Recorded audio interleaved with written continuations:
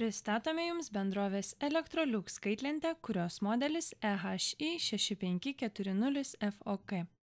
Ji yra 59 cm pločio ir 52 cm ilgio, su nuožulniais krašteliais darniai sujungiančiais prietaisą su stalviršiu. Tai indukcinė kaitlentė. Ji tuoj pat reaguos į valdymą ir kais tik toje vietoje, kur stovės jūsų puodas ar keptuvė. Likusi prietaiso plokštuma išliks vėsi, tad gaminimui bus sunaudojama tik tiek energijos, kiek reikia. Bendra prietaiso galia 10,5 kW. Vienoje pusėje kaitlentė turi kvadrato formos, kitoje apvalias kaitvietes. Kairiųjų kaitvečių matmenys yra po 18 cm. Jos gali pasiekti iki 2,6 kW galią. Dešinioji galinė kaitvietė yra 18 cm skersmens ir iki 2,8 kW galios. Mažiausia 14,5 cm skersmens kaitvietė įrengta priekyje, dešinėje. Visą kairėje zoną per funkciją bridge galite sujungti į vieną didelę kaitvietę. Tuomet ji bus 18 cm pločio ir 36 cm ilgio.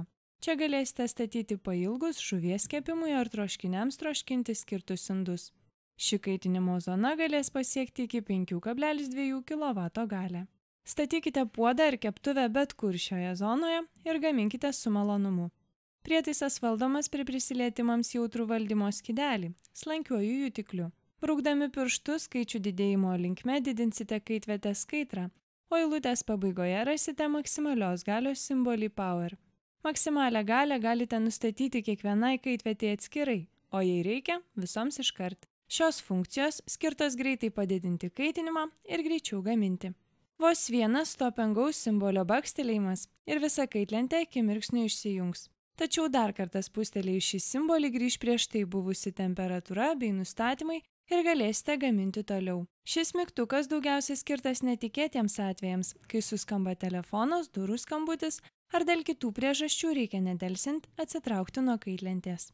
Vaikai bėgiodami virtuvėje gali netyčia priliesti valdymo skydelį ir išjungti prietaisą.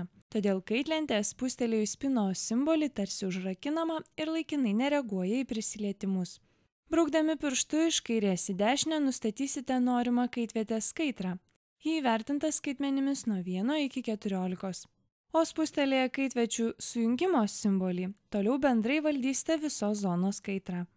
Prietaisas turi laikmatį, kuris leis nustatyti tikslų laiką, kada kaitra turi būti išjungta, o gaminimas baigtas.